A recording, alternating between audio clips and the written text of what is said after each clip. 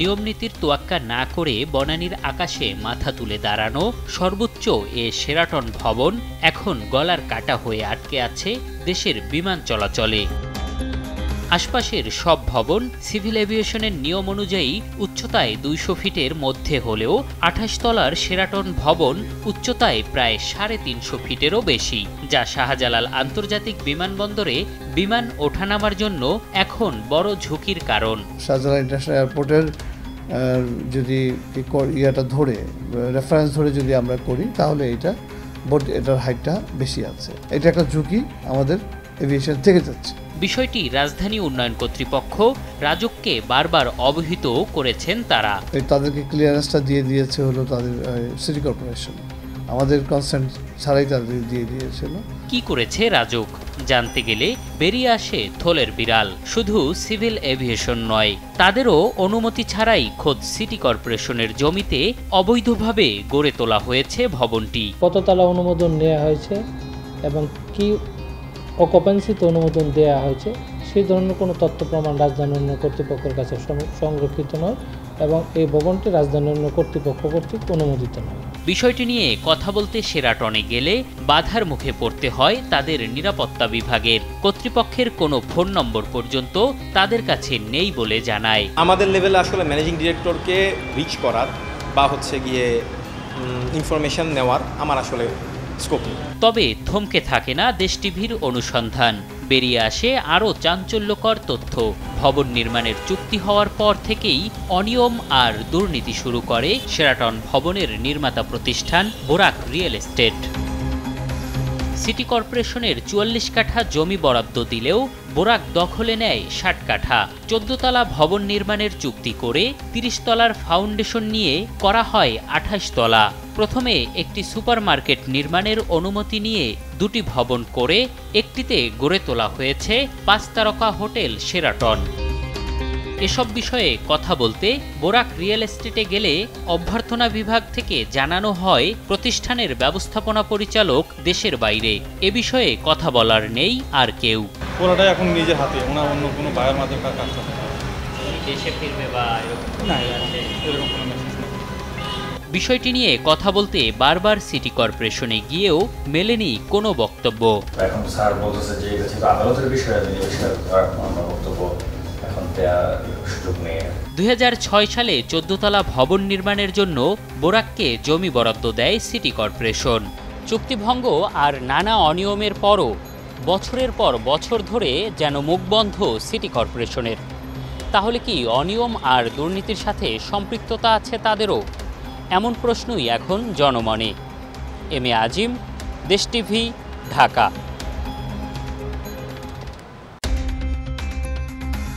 উচ্চ আদালতের নির্দেশে বাধ্য হয়েই বনানী সুপারমার্কেট ও শেরাটন ভবনের হিস্সা বণ্টন চুক্তি হয় ঢাকা উত্তর সিটি কর্পোরেশন ও বোরাক রিয়েল এস্টেটের মধ্যে। এরপর কেটেছে ৭ মাস। তবে বাস্তবে কি সিটি কর্পোরেশনের অংশ ছেড়ে দিয়েছে বোরাক? জানতে প্রথমেই শেরাটন ভবনে দেশ টিভি টিম। ২৮ তলার এ ভবনের নিচতলায় রয়েছে সিটি কর্পোরেশনের মার্কেটের ব্যানার মাত্র। সেখানে দাঁড়াতেই বাধা শেরাটন নিরাপত্তা কর্মীদের। এমন পরিস্থিতি বলছে ২৮ তলার সম্পূর্ণটাই এখনও শেরাটনের দখলে। এবার গন্তব্য পাশের সুপারমার্কেটে। ৩টি তলায় মিলেছে সিটি কর্পোরেশনের বনানী সুপারমার্কেটের অস্তিত্ব। ৪র্থ তলায় উঠতে গেলেই বাধা বোরাক রিয়েল এস্টেটের নিরাপত্তা কর্মীদের। এটাও কি ডিএনসিসির? এ দুটি ভবনের ২০ তলা সিটি কর্পোরেশনের দখলে থাকার কথা থাকলেও শেরাটন আর বোরাক যে সবটা লুটেপুটে খাচ্ছে তারই বিবৃতি মার্কেট সভাপতির কথায়। হাউজিং করতে গিয়ে সে যখন ১৬ তলা করে ফেলছে আর সিটি কর্পোরেশন খুব ইজি মনে করছে, সে ওই সামনের জায়গাটাও লিজ নিয়েছে, পার্কিংটা আমাদের খালি জায়গাটা ওইখানে যে ৩০ তলা ফাউন্ডেশন ৩০ তলা করে ফেলছে। তাহলে আদালতের নির্দেশনার পরও যে চুক্তি তা কি শুধুই দেখানো? জানতে মেয়রের মুখোমুখি দেশ টিভি। এখনও চিঠির মধ্যেই সীমাবদ্ধ বলে জানান উত্তর সিটি কর্পোরেশনের মেয়র আতিকুল ইসলাম। ৩০ তলা পর্যন্ত যেটা আছে পুরোটাই তাদের ট্যাক্স দিয়ে, তার সাথে আমাদের নেগোসিয়েশন হচ্ছে, তারা আমাদের ভাড়া দিবে। Thank you. উচ্চ আদালতে রিট করে হাজার কোটি টাকার সম্পদ সিটি কর্পোরেশনকে ফিরিয়ে দেওয়ার নির্দেশনা এনে দেওয়ার পরও সিটি কর্পোরেশনের নিতে না চাওয়ার প্রবণতায় হতাশ আইনজীবী। সবকিছু দেওয়ার পর সিটি কর্পোরেশন যদি নিতে গড়িমসি করে না নেয়, তাহলে তো এখন আরেকটা মামলা দুদকে গিয়ে করা লাগে সিটি কর্পোরেশনের বিরুদ্ধে। আপনারা রিপোর্ট করেন, প্রয়োজনে আমরা সিটি কর্পোরেশনের বিরুদ্ধে করব। কারণ সমস্যা হয়েছে কি, এত 2 নাম্বার লোকের দেশে আপনি কাজ করা খুবই টাফ। কারণ একটা ঘোড়াকে আপনি টেনে টেনে পানি পর্যন্ত নিতে পারবেন, কিন্তু এই ঘোড়াটা যদি পানি নিজে না খায় আপনি মুখের ভিতরতে পানি ঢুকাইতে পারবেন না।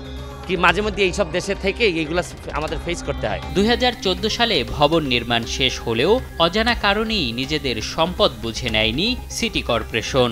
জনস্বার্থে উচ্চ আদালতে রিট করে নির্দেশনা আনলেও শুধু কাগজে কলমে চুক্তি করে রেখেছে তারা।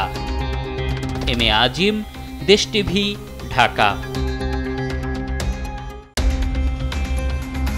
ঢাকা উত্তর সিটি কর্পোরেশনের গাফুলতির সুযোগে অবৈধভাবে বোরাক রিয়েল এস্টেট নির্মিত এ শেরাটন ভবন ভাঙতেও এখন বাধার মুখে পড়তে হচ্ছে সিভিল এভিয়েশন ও রাজধানী উন্নয়ন কর্তৃপক্ষ রাজউককে।